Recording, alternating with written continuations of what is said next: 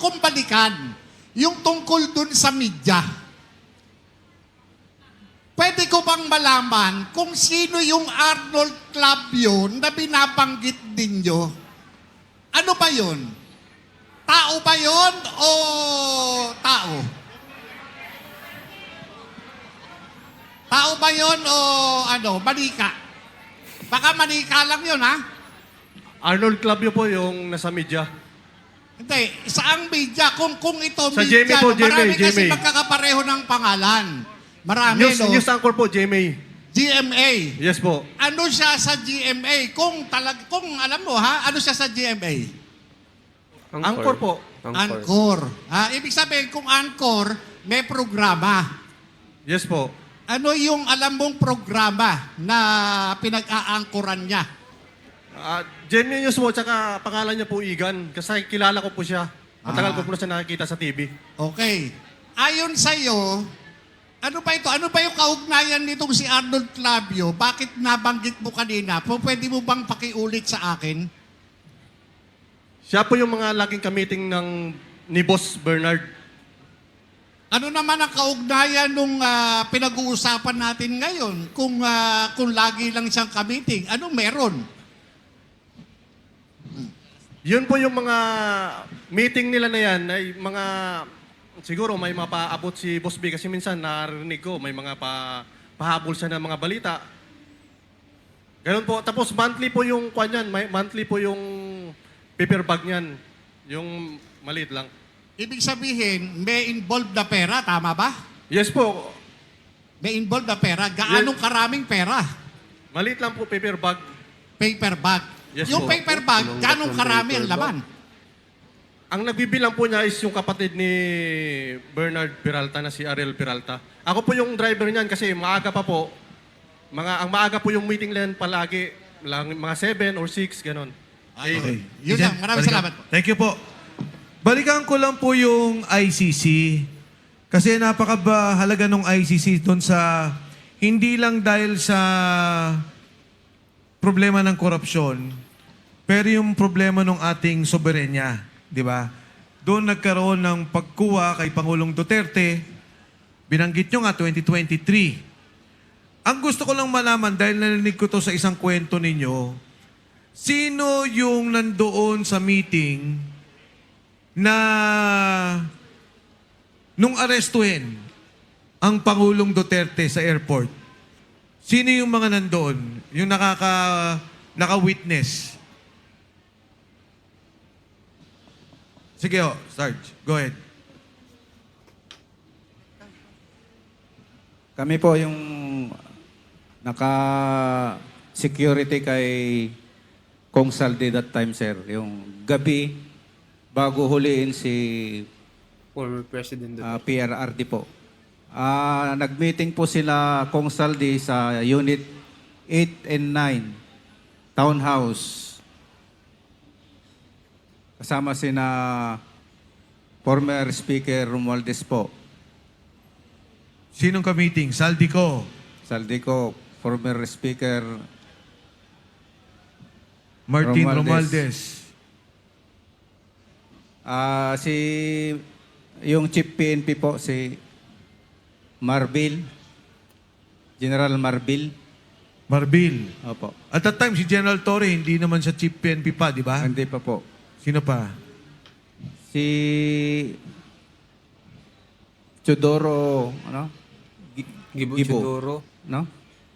Gibo Chodoro. Gibo Chodoro po. Kasama po siya doon. Saka si Trillanes po. Trillanes. 5 lang? Si Dilima pa po. Dilima. Si Dili- Dilima? Leila Dilima. Nandun din po siya. Sino pa? Pinag-uusapan natin nung gabing Yes po, yes sir. kinaumagahan siya inaresto, di ba? Okay, sir. So nung gabi, Nag-meeting po sila doon sa townhouse. nag-meeting sa townhouse, Trillanes, Gibo, Laila, Speaker Romualdez, Saldico, Marbil, sino pa? Hindi, wala ata si General Torre that time. Yun lang po yung nakita ko, sir. General Anyo, wala. Hindi ko pa nakita. Kasama din, sir. Kasama din doon. General Anyo. Yes, sir. Kayong magkasama Yes, Yes, sir. sir. Yes, sir. nung gabing yon. Kami yung, sir, yung naka-back up kay sir. Kami Okay. yung naka-duty. Meron bang pagkakataon na kay Jojo Cadiz nakaharap ninyo? Dahil lumalabas yun sa kwento eh. Sa Tamarin, yung delivery. Meron ba nakasama dito? Wala. Yung nag-deliver kay Jojo Cadiz sa Tamarin. Ikaw? Yes, sir, ako doon. 30 Tamarins, 2 beses. December 2 at saka December 5, 2024. Yung si Jojo Cadiz, nag-deliver kayo?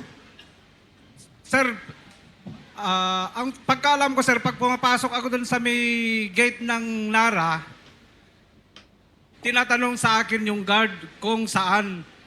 Ang sabi ng AA, 30 Tamarin. At ang binabanggit ng gwardiya, Nelson Go. Huli na lang po namin nalaman na Jojo Cadiz pala. So nakapag-deliver kayo lipatan sa kotse kay Jojo Cadiz. Pakiulit, sir? Meron kasing kinikwento nung hearing na, di ba yung delivery ng pera sa Tamarin, 30 pala yun, 30. Yes, sir. 30 Tamarin. South Forbes, Makati. May delivery ba kayong ginawa na kay Yusek Jojo Cadiz? Kasama ka ba doon? Sir, yun nga po, sir, ang participation ko talaga.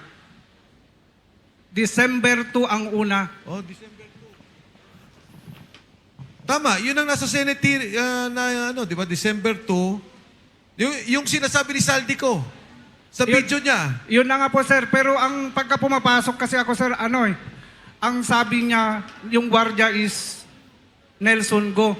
Pero huli na lang pala, sir, nalaman ko na Jojo Cadiz. Naglagay kayo sang maleta sa kotse niya. Sir, ang mga inalang, sir, ang concern doon yung pagbaba.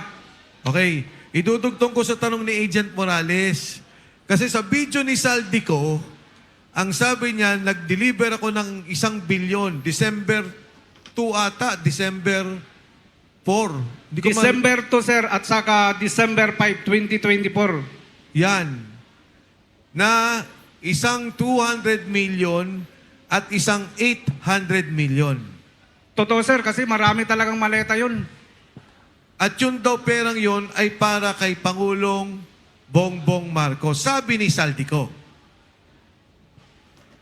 Hindi ko na alam, sir, kung kay Bongbong nga talaga yon o basta ako, sir, nag-drive lang eh. Kuyang, may tatanong ako sa inyo. Pamilyar ba kayo dun sa inilabas na mga litrato ni Saldico patungkol dun sa mga maleta? Pamilyar ba kayo?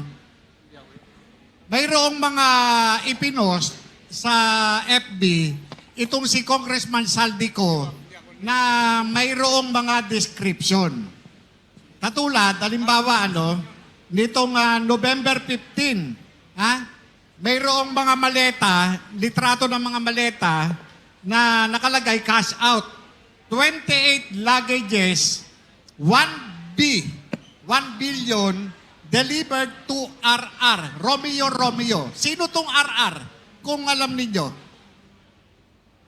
Yung code na RR, double Romeo. Pakisagot, sa may alam. Ano yan, sir? Residence Romualdez? Romualdez. Opo, sir. Double R. Okay. Si Romualdez ito.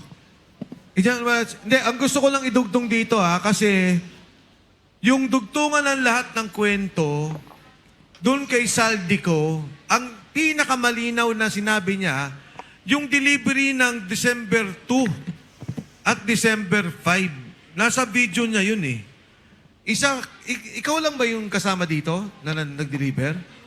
Did you know science says skin concerns could be caused by germs? Use new Safeguard Germ Protect. Ayan, na December 2 at 5 nga ata, 1 billion, isang 200 million, at isang 800 million. Sa makatuwid, yung dugtong ng mismong perang si Saldi umamin, na kinuha niya at binigay niya, ikaw naman yung kadugtong na nag-deliver. Yes, sir. Ako yung isang driver, sir, kasi dalawa kaming van eh. Oh, ang ibig ko pong sabihin, lahat kasi ng kwento ng mga sundalo, nag-deliver ng pera pero hindi natin maidikit kung ano yung eksaktong pinanggalingan, bakit binigay ni Saldico. Pero itong delivery na to, sinabi ni Saldico, humingi ng 1 billion si Presidente, nag-deliver ako ng 200 million at isang 800 million kay Jojo Cadiz. Dahil doon sa 30 Tamarid, malapit daw sa bahay ni Presidente, ikaw pala ang isa sa mga kasama. Yan ho, ang malinaw na dugtong doon sa delivery ng pera. Okay, balikan ko to, Sarge, Tube, kawata to. Yes, sir. Paki-describe naman. Yan Tanong- yung sa bahay niya, sir.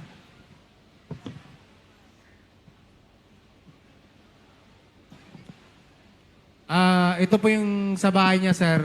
Ito yung picture namin bago kami umalis ng umaga, pabalik ng Maynila na. Bali, nag-sleepover po muna kami ni Kong Saldi doon, sir. Ilinaw ko lang ulit ha, ilang maleta yung dala nyo dito nung panahon na to? 5, sir, 5. 5 maleta. Medium, small, large. Isang size lang, sir, na large. Lahat large. Yes, sir. 5 large. Ang large is 50 to 70 million. Yes, sir. Okay.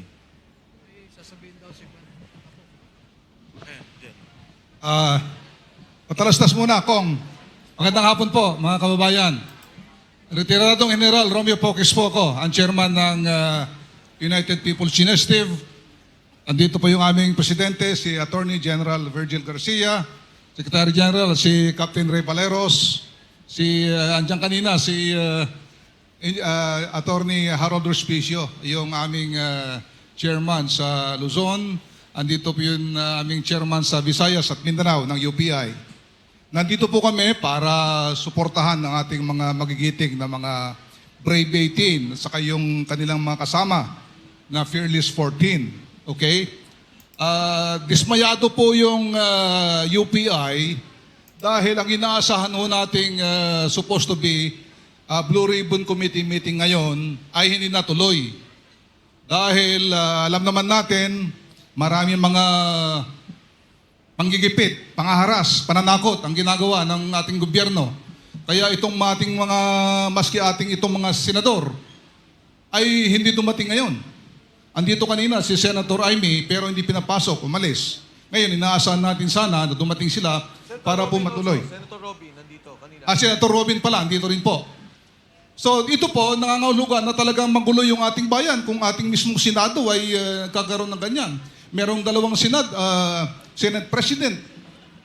Merong 2 Blue Ribbon Committee. Ang gulo-gulo, hindi malaman kung sino leader. Meron tayong Blue Ribbon Committee dito sa isang private na lugar, hindi doon sa Senado. Anyway po, hindi lang po kami sumusuporta sa mga Brave 18 na Fearless 14, kundi sumusuporta rin po sana kami dito sa Blue Ribbon Committee hearing, kaya kami po ay nandito. Sinusuportahan din po namin yung lahat ng mga kababayan natin na gustong malaman yung katotohanan dito sa nangyayaring matinding korupsyon na ito. Anyway po, last month, nung nakarang buwan, ang UPI po ay nag-conduct ng no holds barred meeting. Itong no holds barred, ibig sabihin kumbaga sa boxing pwede lahat, pwede sipa, siko, pwedeng ano yan, na confrontation ito ng mga sundalong ito, ng mga Brave 18 sa mga seniors nila, hindi lang mga officers kundi mga generals ng police, military. Andyan po yung mga dati mga for staff. Ang confrontation po na ito ay hindi lamang ordinaryong meeting kung saan ang mga lower ranking enlisted personnel ay haharap sa kanilang mga commander o yung mga general. Ito ay dapat patunayan nila nang sinasabi nila ay totoo. Lahat ng kanilang kilos, lahat ng galaw lang, pati pikit ng mata nila ay inoobserbahan ng mga general na ito. Pati yung kanilang boses, malalaman nila kung nagsasabi sila totoo o hindi. Dahil marami po ang bumabatikos sa kanila. Marami po ang naglalapa, sinasabi nila mga dishonorable soldiers. Pero hindi po. Dishonorable discharge, ang sabi nga ni Attorney Baligod, Hindi ibig sabihin nun na dishonorable at na immoral ng mga sundalo na yan. Marami po dyan, dishonorable discharge dahil nag-awol. At bakit po siya nag-awol? Dahil may problema sa pamilya, hindi nakabalik sa unit. Kaya ang tawag po doon ay dishonorable discharge. Ngayon, sila nandyan. Bakit sila lumabas? Bakit sila nag-aakusa na ganyan? Bakit sila nagsasalita ng mga matitinding akusasyon sa mga matatas na pinuno sa gobyerno? Hindi dahil sa kumanuman, dahil sila ay mga Pilipino, mga sundalo. Yun ang gusto natin. Bakit sila magsisinungaling? Anong mapapala nila kung magsisinungaling sila? Kaya kami sa UP ay naniniwala na yung itong mga sundalong ito na nag-aalay ng kanilang buhay, pati yung pamilya nila, ay nagsasabi ng totoo. Ito ang dapat malaman po ng buong sambayan ng Pilipino. Kaya ipagpatuloy po natin.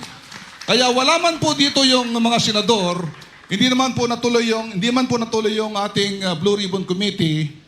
Ang suggestion ko kay Congressman Mike sa kay Attorney Baligod, ituloy lang po natin. Okay? I-convert nating People's Tribunal, People's Court o People's Hearing na tulad dito. Kung saan tulad ng ginawa namin doon sa tawag dito, no holds barred, pati kayo, mga audience, mga media, pwede kayo magtanong. Lahat ng mga gusto niyo itanong sa kanila, lahat ng mga maski wala doon sa kanilang sinumpang salaysay, pwedeng itanong. At sila, nakahanda sila, tulad ng ginawa nila noon sa no holds barred, sila ay panininigan po nila lahat ng mga nakita nila, yung personal na experience po nila at lahat po ng kanilang mga sinabi. Yun lang po. So maghanda po kayo. Kung sino man po ang gustong magtanong mamaya, bibigyan po namin kayo ng pagkakataon. Maraming salamat po. Thank you. Thank you, General Poki. Ayun mga kababayan, no? So matindi po yung isiniwalat ng Brave 18 kasama yung 4 na panibagong testigo, no? So kung nagustuhan niyo po mga kababayan yung kanilang mga sinabi, mag-comment po kayo, mag-like at mag-subscribe sa ating video at sa mga bagong pasok dyan. Pa-subscribe din po ng ating channel mga kababayan. Hanggang dito na lamang po.